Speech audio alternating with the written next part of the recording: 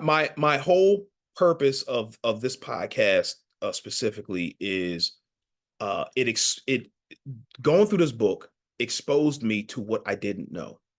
And then after I didn't know, I tried to do everything all at once. That's bad.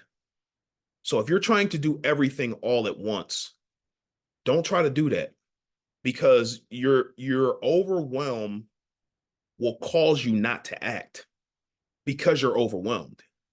And people who are overwhelmed a lot of times hate the feeling. I know I did. But a light bulb went off in my head and said, "Hey, if you feel that if you feel like that based on you reading this book, think about how other people feel when they're trying to get their money in order to invest." And I'm like, "Oh, I got it now. I understand." So if it's you, I would take those small steps towards building that life that you want to live. And if you need help, you have me.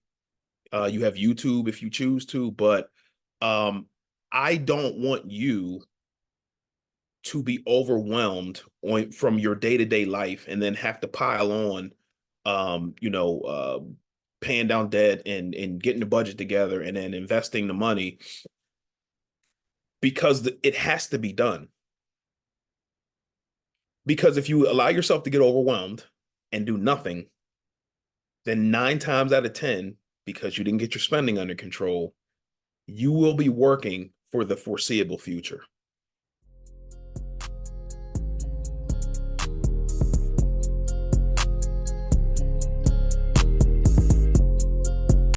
Hey, family. This is Che Willis coming back with another episode of Wealth is a Journey podcast. Guys, this is episode 55. 55, man. Again, we are over a year old, man. I'm just so excited because just being able to do something for 55 weeks consistently, and again, just consistently getting better and better, just giving out better information, being able to articulate myself a little bit better has been awesome. So hopefully you guys are enjoying it as well. As always, I like to thank all of the new listeners. If you are new to this podcast, we talk about faith, family, and finances, among other things. If you are a return listener, thank you. Thanks for coming back. Hopefully, we are adding value to you and your life and how you do things. So, guys, this week it was an eye opener for me. And as I'm on my journey to build wealth and to get better at just doing my business and expanding my business and just trying to grow as an entrepreneur is this week has been really eye-opening to me. So last week we talked about moving, not being a spectator and not just watching the show, because a lot of times we just we get stuck and we watch the show, we're on social media and we're looking at other people win. And why are we winning? A lot of times we're not winning because we're not doing the right things. We're not getting up, we're not going after the things we want. We think that things are just going to happen by osmosis, and sometimes it will. But how will you maintain that thing that you were a success at getting, at achieving, at attaining? So this week we are going to kind of move in that same vein, but it's going to have a little bit of a different twist on it. And I'll explain why. So being an adult is so hard, man. Difficult. Because like if you sit down and think of all the things that you have to do, and we'll list a few. Being a good employee, or an entrepreneur, going out, bringing in the bacon and things of that nature, being good at your business, being a father, being a husband or wife, Um, being good at finances. What else? Uh, and all the things, all the while juggling your being good at your mental health as well. So like, and I only mentioned a few things, but like if you think of all the things that you do on a day in, day out basis, it's a lot, man. It's a lot. And we are in my entrepreneur group, the morning meetup. We're reading a book currently by Alex Hormozy called $100 Million Leads. And we just read $100 Million Offers, which excellent books, man. Very, very good. But I'll tell you, it exposed me to a lot of the things that I'm not doing. And if you are somebody like me, you will be the person who just, again, we talked about it before. I'm the type of person who likes, okay, what am I not doing? What am I not good at? What do I need to do? Let's knock down the goal and let's move on. Let's knock down this next goal. Let's move on. So forth and so on. But with this book specifically, it's exposing me to a lot of things that I don't know, things that I'm not doing, and it's overwhelming because I'm the type of person that again, if I see something that I need to do, I'm trying to knock it down quickly as possible so I can move on to the next thing. But the book is naming and talking about things that I'm not doing. So I read one chapter. Okay, I'm not doing that. Let me try to, do this thing that I'm not doing. And then I read the next chapter and it exposes something else that I'm not doing. And then the next chapter, and it's a constant cycle of me not doing something. And your boy got overwhelmed. And I'm like, you know what, this is a lot. And I got overwhelmed. However, in order for me to be good at my business, the number one thing that it exposed to me is I need to let people know what I do. Because my thought is that I want people to know as much as possible about budgeting, about investing, because a lot of people don't know because they were never taught. And if they don't know, then a lot of times they're not going to act because they just don't know. And if they don't know, then people will think that it's more difficult than it really is. But realistically, all you really need is a roadmap, a game plan, and then practice. So with this book, it's the same thing. It's giving you the roadmap to do some things, to let people know what you're doing, and then you just need practice at it. But there's so many other things that I'm not doing, right, that I need to do from the book. But I got overwhelmed because of all the other things that I'm doing, father, husband, spending time with my family, and trying to be a good business person at the same time. Also trying to be a good 9 to 5er as well. And uh it opened my eyes to understand why people that I've talked to on, doing budget calls and investing calls and things of that nature, how they don't do anything because of all the things that they do on a day in, day out basis. And now let's tack on you don't know how to budget, or you tack on I don't know how to invest, and it's overwhelming. So with the overwhelm, you end up doing nothing because the feeling is I'm already overwhelmed, not doing having to juggle all these other things that I have to juggle, and then let me pile on two other things that I need to pile on. So what do you do? What you do is, or let me tell you what I did.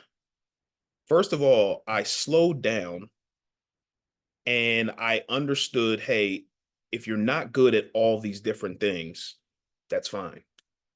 So first you have to admit what you're not good at. Then after you admit to what you're not good at, Then you pick the things that you're not good at and you take them one step at a time. And it doesn't have to be everything all at once. And I think that's what my problem was. My problem was I was trying to do everything all at once.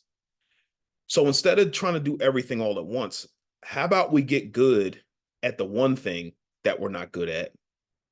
Practice that, get the roadmap, like we talked about earlier, get the roadmap, get the game plan, and then practice every day. Get good at it, and then you can move on. Or you can do a few things, but just take them one small step at a time. You could do a few things, one small step at a time until you get good at those few things, and then you move on to another few things. So uh, the same thing applies with budgeting. Um, I believe that budgeting is the foundation to build wealth because at the end of the day, you have to know where your money's going. Like, as if you don't, then you can't hit targets that you need to hit, which are paying down debt and then taking that money. And then after you pay off your debts and things of that nature, then you can invest it, which is what we're doing now. So it was difficult at first, but after we got good at it, it's nothing. Same thing with me being overwhelmed with the things that I was not good at, that I'm not currently good at. So after I slowed down, I took one thing at a time, and now I'm starting to understand this is what's going to work for me. So what you need to do is find out if you're overwhelmed, what you need to do is find out the things that you're not good at. First of all, you need to realize the things that you need to do that you're not good at that have to be done. Like, if you want to build wealth, if you want to invest, these are the things that you have to do. You have to have a budget, or you have to be able to pay down things. And when you pay down things, you'll have more money to invest. So if you're not good at budgeting currently, your mindset needs to be, okay, this is where I'm going to start. I understand that I'm not good at it and I need to take action. So what I would recommend you do is at the very least, the greatest exercise in budgeting ever is writing out all of your expenses and then what your income is. That exercise alone is a game changer because it exposes you and opens your eyes to the things that you're spending money on a weekly and monthly basis. And a lot of people that I talk to are disgusted after they see the things that they've been spending money on a weekly and monthly basis, on a daily basis as well. So that exercise alone is going to get you on the right road to building wealth. After that, you find out your smallest debts.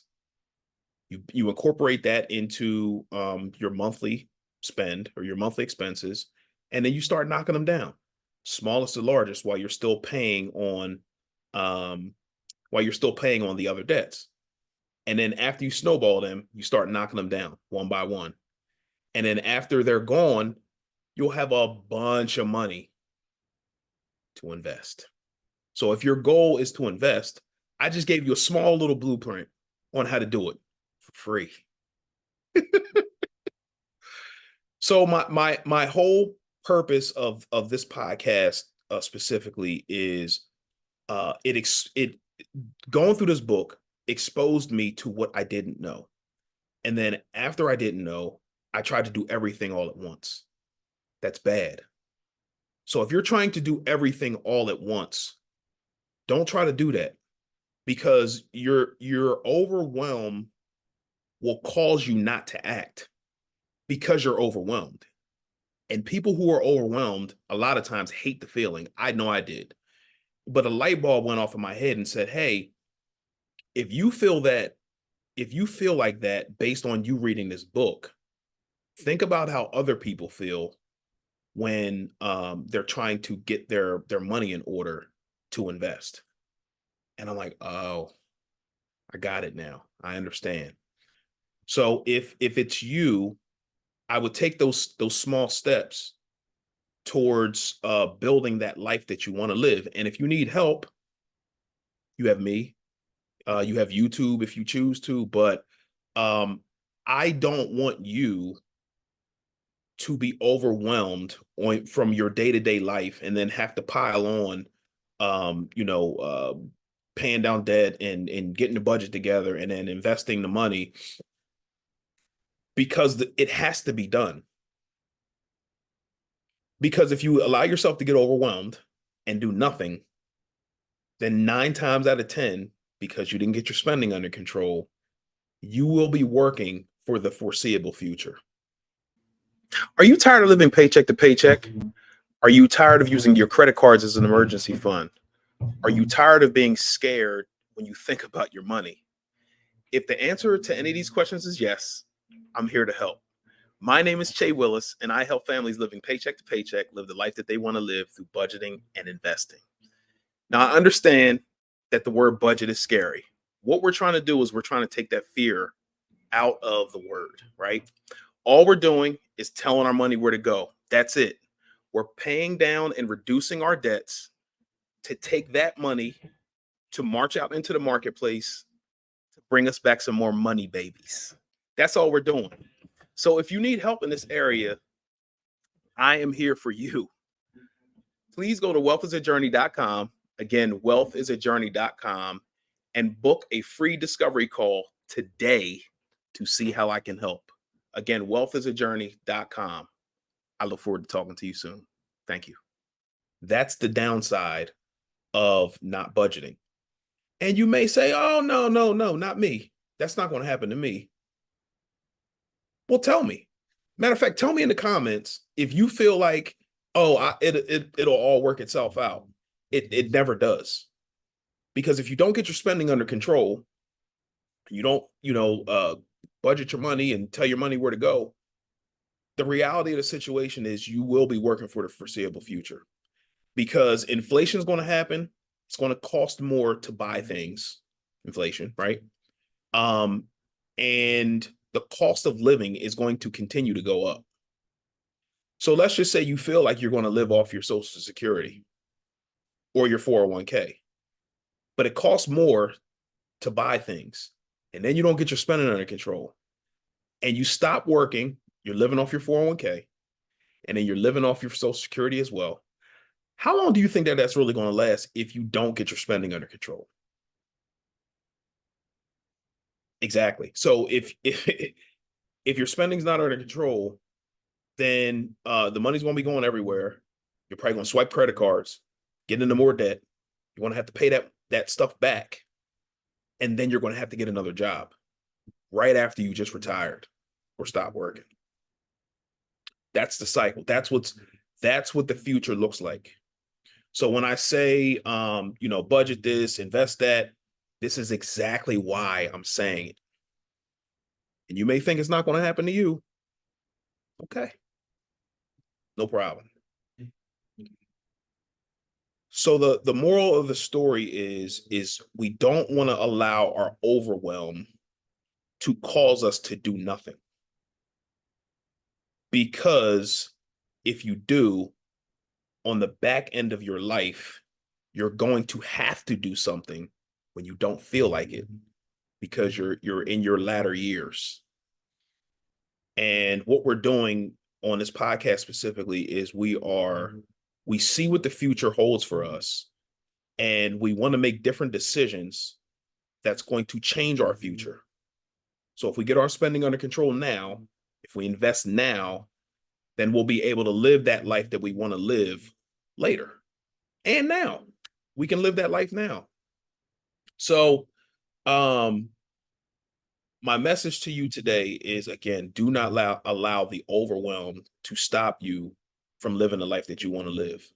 Take it one step at a time, get good at the thing that you're not currently good at, and then move on to the next thing. Or if you have the capacity or the bandwidth to do multiple things in small steps at a time, the things that you're not good at, Do them until you get really good at them, and then move on to the next thing.